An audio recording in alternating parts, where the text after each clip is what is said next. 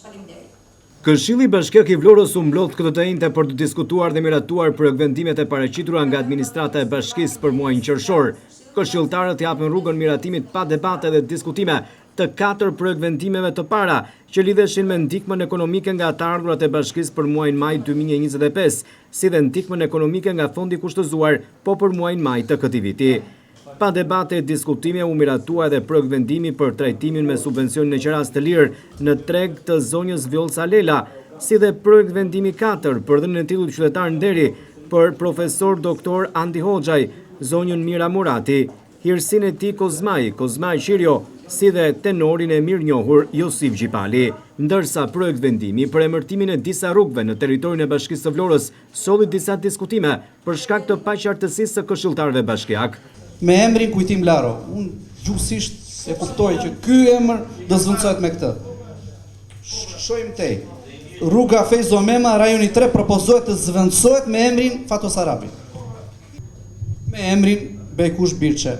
Është thjesht pra, o është gabim i shkruar këtu gjuhësisht ose nuk e di ç'a ndodh. Gjëmëria. Okej, do saksuar, dakor. O Dori, pse s'keni bërë një artull, që edhe ty t'ja shpjegoni tamam ku është. Se edhe këta s'kam fajtën atë. Po s'kam një artull. Jo, është me plan vendosje, po në krah të plan vendosjes është e shkruar dekëzimi i rrugës Gani Begosale, rajoni 4, propozohet të zëvendësohet me emrin Bejkush Birçe. Pse do zëvendësojmë me një emër tjetër? Ç'a kuptimi ka? Dekëzimi i rrugës Qemal Gorishova, rajoni 5, propozohet të zëvendësohet me emrin Lelo Abilaj. Ores, oj lirë, ky emër propozohet të zvendësohet, është e qartë fare. Që do thotë nuk ka zvendësim. Projektvendimi është për miratimin e emërtimit, pra emërtimin e disa rrugëve dhe tek vendimi, si te titulli, të miratoj emërtimin e disa rrugëve në territorin e Bashkisë Vlorës së Poshtë, pra nuk thot zvendësim. Kemi raste në për rrugë që ka pasur një emërtim dhe ka qenë një blok rrugësh. Ky bloku ka pas të njëjtin emër si rruga po themi vertikale si rruga horizontale. Këto janë ndarë, njëra rrugë ka mbajtur një emër dhe është pjesa tjetër zvendësohet me, më kupton, thjesht brenda bllokut. Është një zvendësim, po themi për qartësi, jo zvendësim, gjithsaktësim. Investimet që ka bërë Bashkia Vlorë janë asfaltuar, ndriçuar rrugë të reja në qytet që kanë marrë pamjen e rrugës kryesore. Detyrimisht duhet e emërtohen. Kaq e thjesht është. Lapsusi që është bërë aty është që thotë te kryqëzimi të zvendësohet ky, po të zvendësohet ai. Duhet të thënë dekëzimi i rrugës Fejzi Mema do quhet kështu. Këshilli Bashkiak i Vlorës miratoi edhe dhënien financiare të dëmeve të shkaktuara nga djegja e banesave dhe shpërblimin financiar nga ana e Bashkisë së Vlorës për disa shtetas, Thodori Bollano, Dritan Hoxha, Kiço Billa dhe Megi Sulaj. Ndërkaq, Këshilli Bashkiak diskutoi dhe miratoi në këtë mbledhje edhe projektin fillestar të PBA 2026-2028, projekt vendim i cili pati diskutime. Tek PBA-ja, rekomandimet që ka sjell Ministria e Financave janë njësoj siç kanë qenë te PBA-ja e vjetshme. Në momentin që janë të njëjtat rekomandime dhe nuk ndryshon asgjë, si mund ta kuptojmë? Se kur ajo Ministria e Financave bie çdo vit të njëjtat rekomandime, i bie që këta nuk i zbatojnë, nuk i bëjnë, nuk i rregullojnë, nuk i sistemojnë. Këtë pyetje kam nga. Atëre, kjo është vetëm faza e parë e PBA, siç e bëjmë çdo vit në këtë periudhë.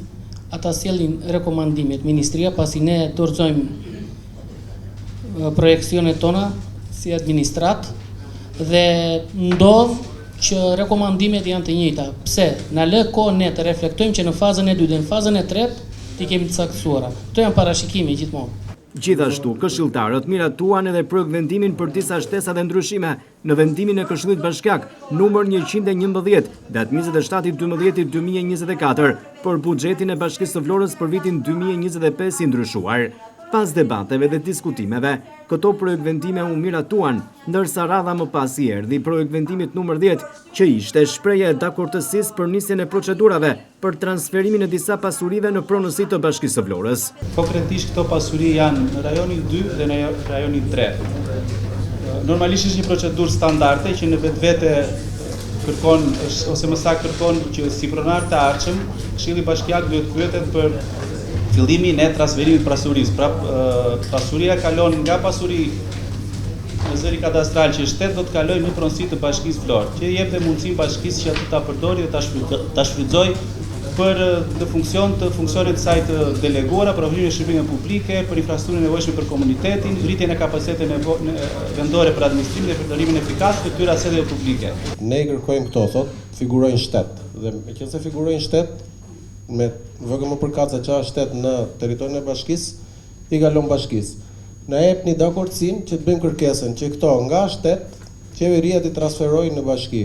Dhe që mos të heqin gjitha ato aludimet që do i jepet, do t'i tërsohet, do bëhet, po thot, ne do e bëjmë dhe po u propozojmë që ju ta miratoni për interes të lartë publik, që do të thot, na jepni jo vetëm dakordsinë, po na jepni dakordsinë dhe na detyroni me vendimin e sotshëm që këto dy parcela kur t'i kalojnë Bashkisë, po i kaluan, pra pas i bëhen gjitha ato procedurat e verifikimit, se mund dali pastaj që kur bëhet procedura dali tjerë me radhë, dhe të thot, ne vëm kushtin që kur na transferohen me kushtin që do përdoren për ambiente rekreative.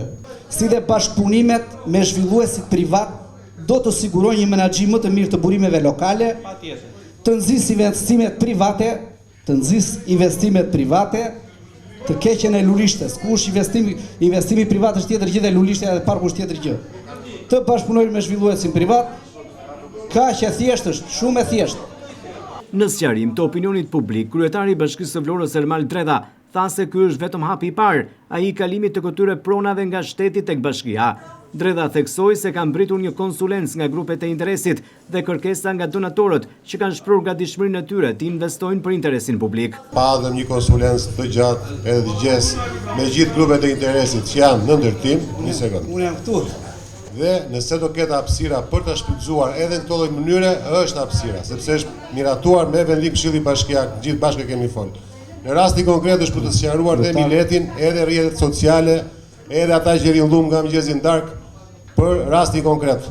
Po themi, dëshira dhe qëllimi për të bërë kalimin nga shtet në Bashki për pronat të fjalë, që nuk kanë lënë më çka kanë nxjerrë, çka kanë thënë, duke shpikur të paimagjinueshmen, po sqaroj publikun radh parë, po sqarojmë qytetarët që ajo ka këtë qëllim. Pse? Sepse kemi pasur edhe kërkesa nga donatorët të ndryshëm që janë të gatshëm të vinë dhe të investojnë për të bërë një hapësirë për të moshuarit atje dhe një kënd lojrash, që ne e shikojmë me interes shumë të lartë publik, e para kjo.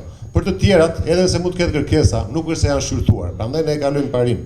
Mund të hapim dhe lulishta apo jo. Kurse për rastin këtë fjalë, megjithëse po ne hedhim baltë nga mëngjesi darkë, duhet të sqarojmë të gjithë dynjan për këtë pjesë. Ky ka qenë qëllimi, kaq e thjeshtë.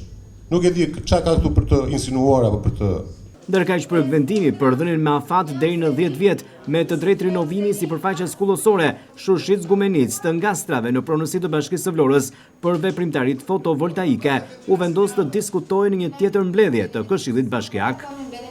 Faleminderit.